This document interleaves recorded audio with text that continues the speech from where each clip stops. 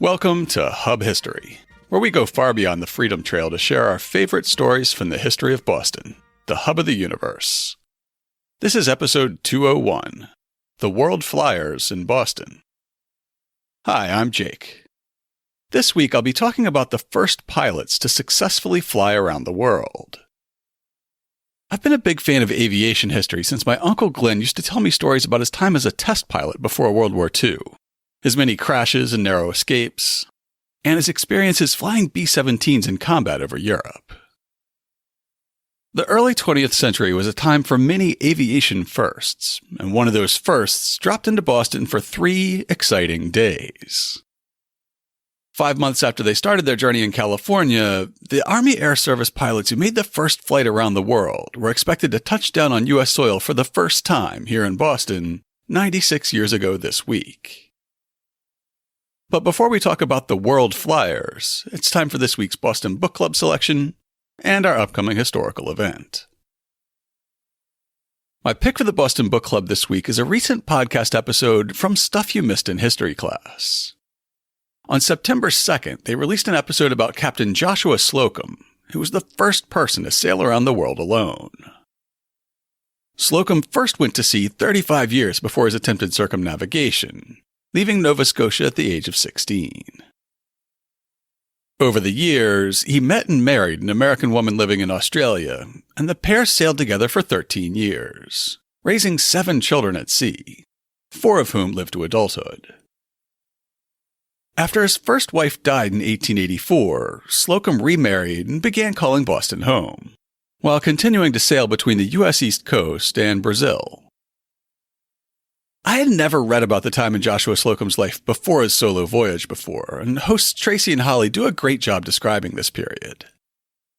You'll be left wishing that you'd met his first wife, Ginny, who seemed able to do it all, holding off mutineers at gunpoint with one hand, playing piano with the other hand, teaching Sunday school with a third hand, and giving birth at sea unassisted with, well, I guess that wasn't a hand.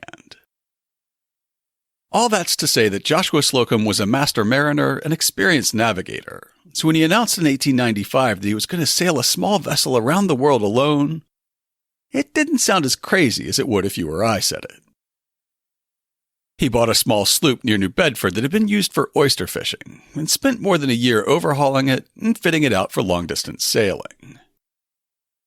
Then, as he wrote in his 1898 memoir, Sailing Alone Around the World, at last, the time arrived to weigh anchor and to get to sea in earnest. I had resolved on a voyage around the world, and as the wind on the morning of April 24th, 1895 was fair, at noon I weighed anchor, set sail, and filled away from Boston, where the Spray had been moored snugly all winter. The 12 o'clock whistles were blowing just as the sloop shot ahead under full sail. A short board was made up the harbor on the port tack, then coming about, she stood seaward with her boom well off to port and swung past the ferries with lively heels. A photographer on the outer pier at East Boston got a picture of her as she swept by, her flag at the peak throwing its folds clear. Since the main story this week is about the first people to circumnavigate the globe by air, it only seems appropriate to feature the first solo circumnavigation in the book club. It's amazing to think that Slocum made his journey in 1895, returning to the East Coast in just over 3 years, and at the time he was traveling in a rebuilt oyster schooner and expressing skepticism about steam power. Less than 30 years later, the World Fliers would tackle a similar journey as a team of 8, and their vessels were neither sailboats nor steamboats, but aeroplanes. If we think technology's changing quickly today, we haven't seen anything like the early 20th century. In the show notes this week, I'll link to Slocum's memoir, a picture of the Spray sweeping by with her flag throwing its folds clear, and to the episode of Stuff You Missed in History Class, so you can learn more about the sailor Slocum and his solo circumnavigation. For the upcoming event this week, we have an embarrassment of riches. 3 different talks that will highlight several past podcast guests and podcast subjects. First up, we have a Lowell lecture from the BPL at 6 p.m. on September 15th.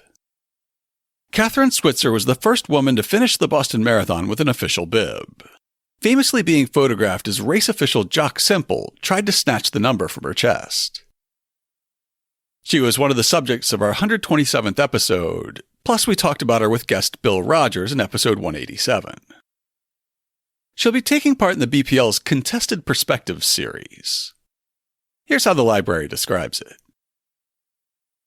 In 1967, Kathrine Switzer became the first woman to officially run the Boston Marathon as a numbered entrant. During her run, race official Jock Semple attempted to stop Switzer and grab her official bib. However, he was shoved to the ground by Switzer's boyfriend Thomas Miller, who was running with her, and she completed the race. It was not until 1972 that women were allowed to run the Boston Marathon officially. 50 years later, Kathrine Switzer successfully ran the Boston Marathon again at age 70. She'll join the library's virtual talk to discuss these barrier-breaking moments on the race course and in life. The next day, September 16th, our guests from episode 192 will also be giving a virtual talk via the library. A People's Guide to Greater Boston authors Joseph Nevins, Surin Mudliar, and Eleni Makrakis will be talking about their Radical's Travel Guide to Boston. If you missed our interview with Joseph and Surin, or if you're still mad that Eleni got left out, this can be your introduction to the guide. And finally, we have an event from Revolutionary Spaces, which operates Old South Meeting House and the Old State House. Back in episode 174, the organization's president and CEO, Nat Shidley, talked to us about the 250th anniversary of the Boston Massacre, and he introduced Reflecting Addicts, the organization's year of programming remembering the most famous massacre victim. This event will start at 4 p.m., and it's a panel discussion that features Carrie Greenidge, biographer of William Monroe Trotter and our guest in episode 183. Here's how Revolutionary Spaces describes this edition of Reflecting Addicts. Addicts, a man of many worlds, unpacks what we know about Crispus Attucks' time and place. He lived in a world where many people were descended from both native and African peoples that had much in common, including enslavement at the hands of white colonists. With this background, Attucks would have had a deep understanding of British oppression and how his community fought back. And as a mariner going through the port of Boston, he would have encountered people both black and white, making the case for liberty and freedom in louder and more certain terms. Join us for a lively discussion about Attucks' Afro-Indian community, and reflect on the experiences he might have had that informed his thinking about resistance and protest, and ultimately brought him to King Street on the night of the Boston Massacre. I know it's a lot to keep straight, so we'll make sure to include the registration links for all 3 talks in this week's show notes. We'll also have a link to the Stuff You Missed in History class episode about Joshua Slocum's solo trip around the world. You can find all the links you need at hubhistory.com/201. Before I move on with the show, I want to stop and say thank you to everyone who supports Hub History on Patreon. I'll let you in on a secret. One of the reasons I chose to talk about the World Fliers this week was to give myself a much-needed recovery week. Last week's show was incredibly difficult and time-consuming to put together, with just the process of recording and editing running over 14 hours of work. That doesn't count any of the time I spent researching and writing the episode either. But that's simply an investment of time. Creating a podcast also takes an investment of money.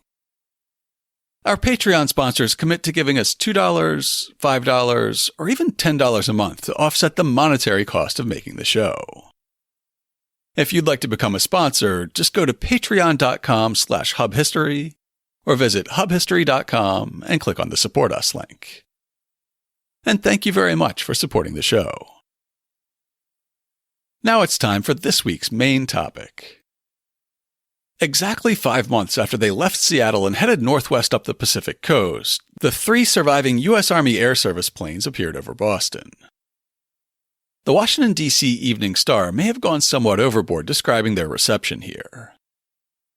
Battle-scarred heroes, fresh from the field and blood of battle, never were as popular in Boston tonight as the 6 American Army officers who landed here this afternoon in the concluding stages of their flight around the globe. The U.S. Army and the city of Boston had a grand reception planned for the group, who were known variously as the World Fliers or the Magellans of the Sky, as they were landing back on American soil for the first time since leaving Alaska for Japan on May 15th. On September 5th, General Mason Patrick, the chief of the U.S. Army Air Service, led a sortie of 11 Army planes northeast to meet the incoming aircraft. They were accompanied by a radio plane that broadcast news coverage of the flight to eager listeners on the ground. They were forced to turn back by heavy fog near Portsmouth, New Hampshire. Coming from the north, the World Fliers had been forced to turn back by the same fog bank, landing at Mere Point, Maine, just across Casco Bay from Portland. Even that wasn't actually their first landing in North America. That honor went to the delightfully named Icy Tickle, a tiny Canadian island on the Labrador Sea. The next day, though, the weather cleared, and the Fliers made for Boston, where they received a hero's welcome. The Washington, D.C. Evening Star reported, "Boston did more than open its arms to those 6 officers. It opened its heart and soul. Nothing was too good for the airmen, and Boston, although deprived of the honor of being the first place on American soil for the Fliers to land, cast all sulkiness aside that appeared to have arisen this morning when the 3 Douglas World cruisers, Chicago, Boston II, and New Orleans, appeared over the city." As the Associated Press report on their arrival in Boston on September 6th makes clear, they got the reception that had been planned for the 5th, with General Patrick's wing of support planes accompanying the World Fliers for their 125-mile hop into Boston Harbor. The Fliers reached the end of their Boston objective when they arrived over the harbor. 3 olive-drab crafts, escorted by a dozen land planes, circled around the harbor like giant birds. On land and among the harbor craft, pandemonium broke loose. The expedition that was now concluding over Boston had begun at the Douglas Aircraft Company's headquarters in Santa Monica, California, on March 17th. 4 purpose-built Douglas World Cruiser heavy biplanes, christened the Seattle, the Chicago, the New Orleans, and the Boston, took off from Clover Field at 9:32 a.m., each carrying a pilot and a mechanic or co-pilot. From Santa Monica, they'd fly to Sacramento for a night, then to Vancouver, before being outfitted for ocean landings and long-distance travel at an Army base in Seattle. On April 6th, the expedition formally began, with all 4 seaplanes taking off from Lake Washington and speeding north toward Alaska. At roughly the same time, British, Italian, Portuguese, and French teams were launching similar round-the-world attempts. Except the Americans, every team would fly from west to east, leaving the Arctic crossing of the Bering Sea to late summer. The Americans decided to go the other way, taking their open-cockpit biplanes into the Alaskan spring in April. While the song says, "When it's springtime in Alaska, it's 40 below," the Americans wouldn't have to deal with temperatures much below 17 degrees Fahrenheit. Again, remember, these were open-cockpit planes. Barely 3 weeks after the expedition left the city of Seattle, disaster struck for the first time. The plane Seattle disappeared into the mountains during a blizzard on April 30th. After 8 days, the rest of the group was forced to give up waiting and move on. Though the pilot and co-pilot eventually hiked out after 10 days and found their way to a fish cannery on the coast, cold, sunburned, and snowblind, but otherwise unharmed. The Chicago, the Boston, and the New Orleans pressed on, traveling up the coast of Alaska, then island-hopping down the Aleutian chain. They survived a perilous crossing over the Bering Strait and caused a minor diplomatic incident when they were forced to land in the Soviet Union by dangerous weather. They were received by throngs of thousands in city after city across Japan and China. In today's Vietnam, the Chicago experienced engine trouble and had to make an emergency landing in a tiny, remote lagoon. When the rest of the pilots found them a few days later, locals towed the disabled plane 25 miles to Hue, behind hand-paddled sampans. After a new engine was rushed, delivered, and installed, the mission continued. The 3 remaining planes followed the coastline until finally reaching Kolkata. In Kolkata, the crew removed their planes' pontoons and switched them out with wheels. The journey continued over an inland route that led the 6 pilots over today's Pakistan, Iran, and Iraq, where they experienced the highest temperature of the expedition. One of the officers later told the Boston Globe, "It sure was hot. Once, we landed in the Mesopotamian desert. The temperature while flying had only been about 100 degrees, but in the desert, it was 145 degrees. You can imagine how long we stayed.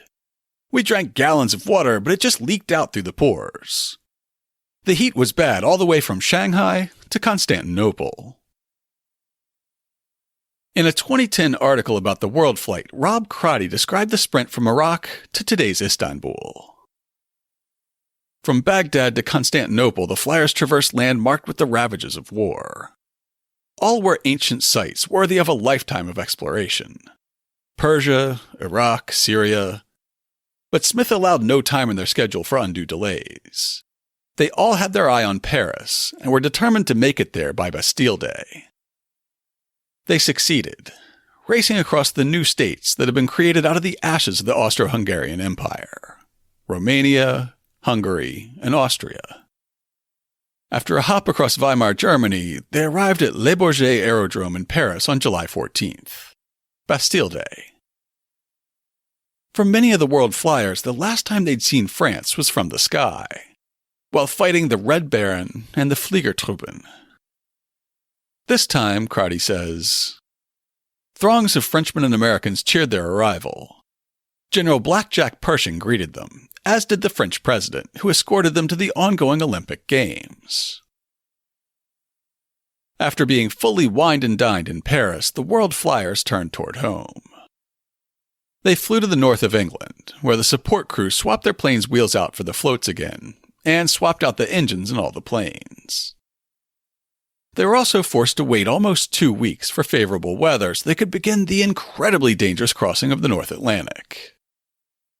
They went from Scotland to the Orkney Islands, then turned toward the Faroe Islands and Iceland. On their first attempt, the planes got separated in a storm. The Chicago and the Boston returned to the Orkneys, anxiously awaiting news of the New Orleans. Days later, they got word that it had arrived safely in Iceland, so they made another attempt. On August 4th, 1924, the Boston suddenly started leaking oil and had to land on the rough waters of the remote North Atlantic. Rob Crotty's article has a wonderfully dramatic description of the rescue effort that began as the crew of the Chicago circled the downed plane and then went to find help. Some 100 miles off, they dropped a letter at a village telling of the downed aircraft, and then shot toward the nearest Navy destroyer, Billingsby. Without a place to land and with no radio, Arnold would have to drop a note on the ship's deck explaining what had happened to the Boston. He only had 2 notes, and if he missed his mark, there was no telling how long it might take to mount a rescue. The ship was traveling nearly 20 knots. Calculating the right time to drop the message to the deckhands below was impossible. Smith circled. Arnold aimed and dropped the first message. It missed. He tied the second message to his own life preserver, aimed, and dropped the last and final note they had explaining the whereabouts of the Boston. It missed too. Understanding the panic of the pilots above, one of the Billingsby sailors dived into the frigid waters and retrieved the message. The captain read it immediately and signaled that he understood with 3 blasts of the whistle. The crew radioed nearby ships of the emergency landing, including the Richmond, and then set off to find the flyers. The Billingsby shot off in such hot pursuit of the flyers' coordinates that she burned the paint right off her smokestacks, according to Thomas. Hours later, adrift in the cold ocean, a trawler had spotted flares shooting up from the downed plane. "Do you want any help?" the skipper yelled. "Well, I should say we do," Wade replied, flummoxed at the question. As the trawler unsuccessfully attempted to tow the Boston to land, the Navy cruiser Richmond arrived. The sea rolled tremendously, and as the crew attempted to move the world cruiser, one of the wings dipped under a wave and popped like a fragile bone. Still, with the Richmond there, they could hoist the damaged plane onto its decks, return to Kirkwall, and finish the flight after some repairs. But in the heavy sea, the tackle was wrenched loose from the main mast, and the plane crashed into the water, destroying the Boston's pontoons.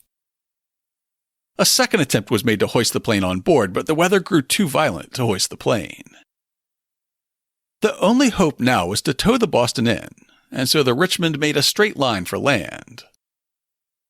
All night long they worked toward the coast, and all night long the crew watched their plane, expecting the worst. Exhausted and with nothing left to do, the pilots went to sleep. A mile offshore, just after 5 a.m., they were awakened.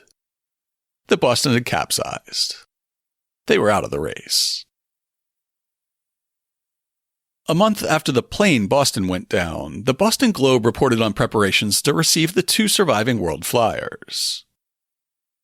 After a morning where enthusiasm was dampened by cold weather and the previous day's false start, by early afternoon 40,000 spectators were crowded around East Boston Airport waiting for the World Fliers to arrive, with perhaps as many as 1 million lining the shore along Boston Harbor hoping to get a glimpse of the planes as they came in. The Washington Evening Star described the plane's approach. Your correspondent was on top of an 8-story building of the first core area across the harbor and saw the planes, so familiar since Kirkwall, before the masses huddled on the ground at the airport. As they approached closer and closer, the word passed like lightning that the planes were coming, and all Boston dropped everything and gave rise to noise.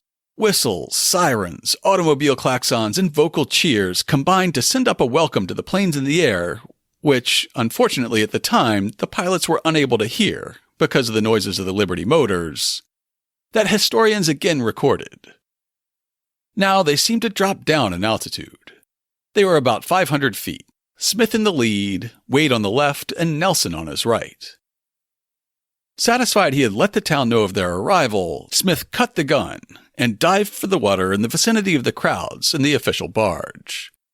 And exactly at 2 o'clock, sank his 1,000-pound pontoons in the waters of Boston Harbor, for the second time in American waters in as many days.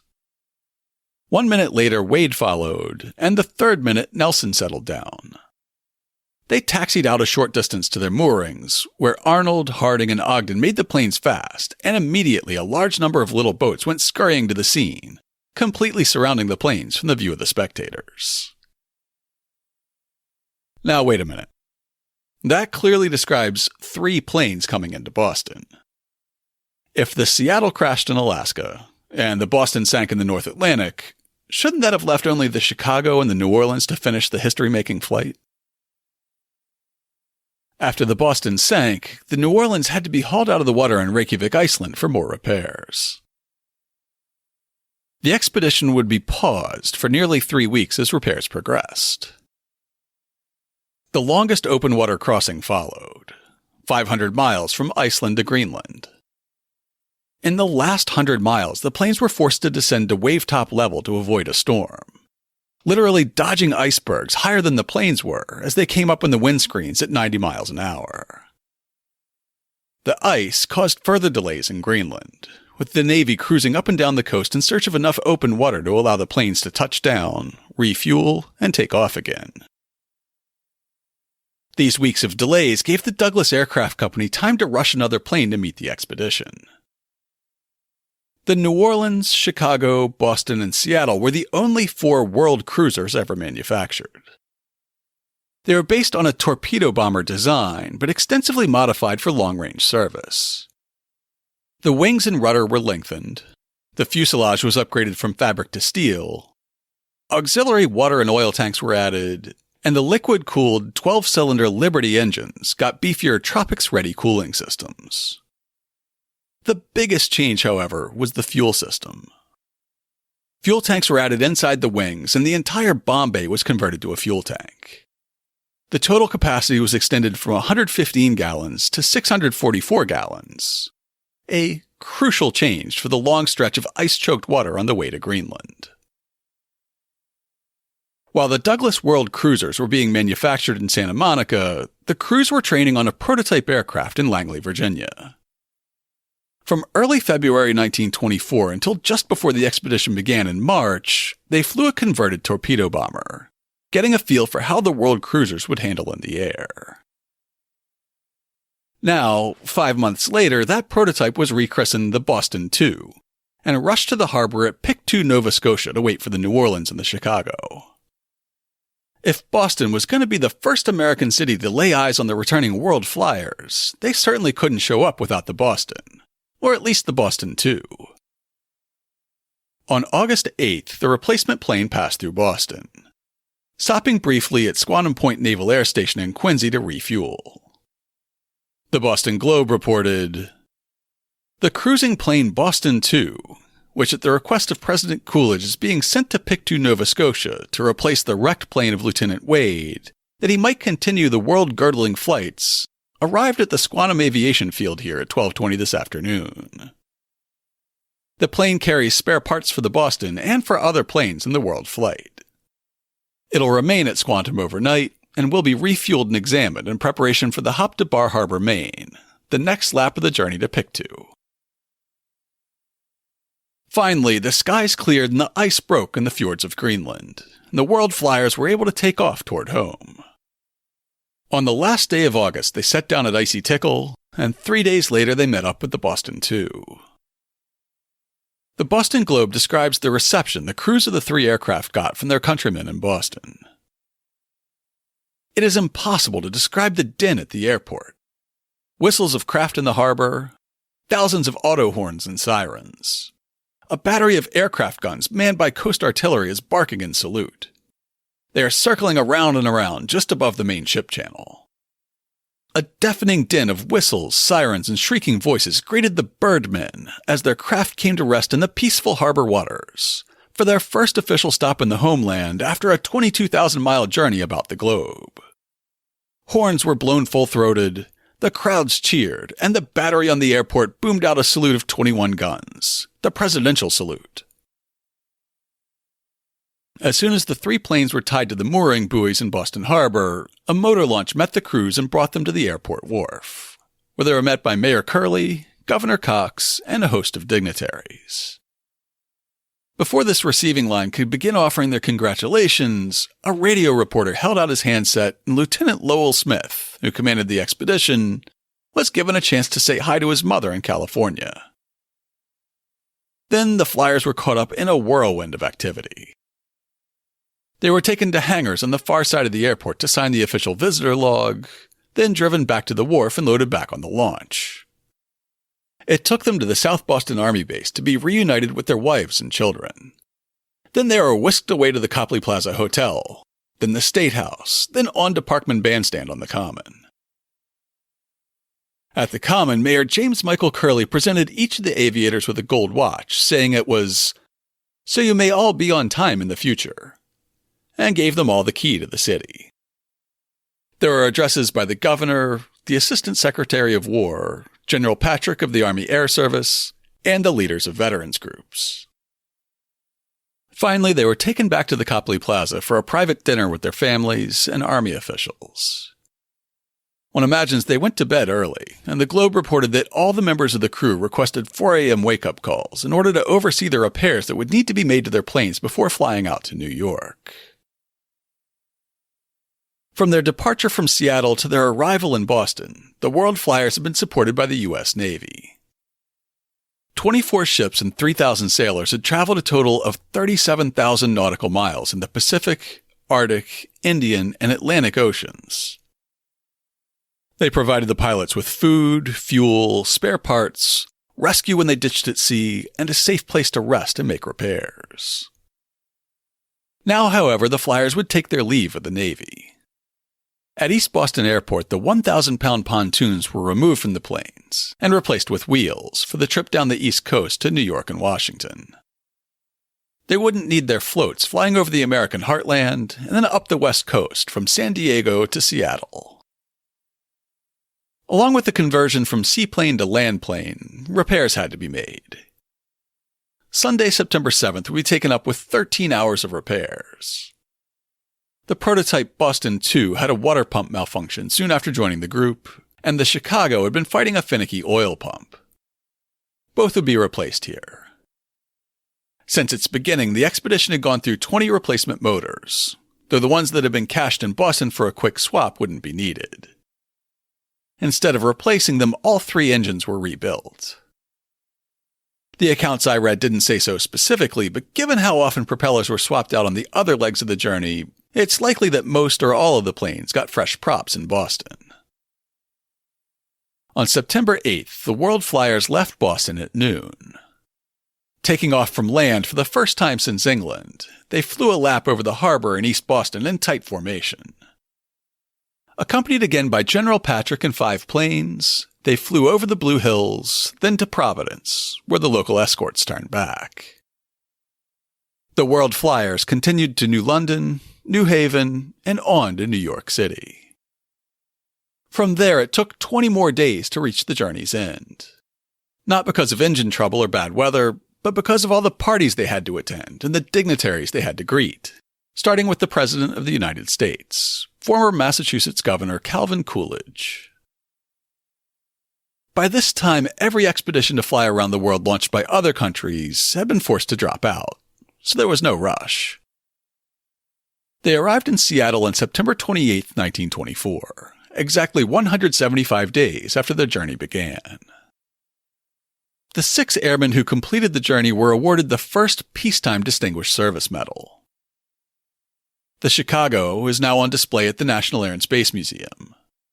The New Orleans is at the Museum of Flying in Santa Monica, and the wreckage of the Seattle is in the collection of an aviation museum in Alaska. To learn more about the World Fliers and their stop in Boston, check out this week's show notes at hubhistory.com/201. I'll have links to the articles from the Boston Globe, Washington, D.C. Evening Star, and other papers I used in preparing this episode, as well as the article about the flight by Rob Crotty for the National Archives. I'll include plenty of pictures of the aviators, both in Boston and throughout their journey, plus a newsreel film about the flight that shows the planes landing in Boston and the pilots being received by dignitaries. And of course, I'll have links to information about our 3 upcoming events, and the Stuff You Missed in History Class episode about Joshua Slocum, this week's Boston Book Club pick. If you'd like to leave us some feedback, you can email us at podcast@hubhistory.com. We're Hub History on Twitter, Facebook, and Instagram. Or you can go to hubhistory.com and click on the Contact Us link. While you're on the site, hit the subscribe link and be sure that you never miss an episode. We're in all your favorite podcast apps, including Spotify, Google Podcasts, Stitcher, Pocket Casts, and many more. Stream the show every Sunday night at 8 p.m. on bostonfreeradio.com. You can also listen on your favorite smart speaker. If you have an Amazon Echo, just say, "Alexa, play the Hub History podcast." Or if you have a Google Home, you can say, "Hey Google, play the Hub History podcast." Sure, playing the latest episode of Hub History, our favorite stories from Boston history. Apple Podcasts is still the most popular podcast app. If you subscribe on Apple Podcasts, please consider writing us a brief review. If you do, drop us a line, and we'll send you a Hub History sticker as a token of appreciation. That's all for now. Stay safe out there, listeners.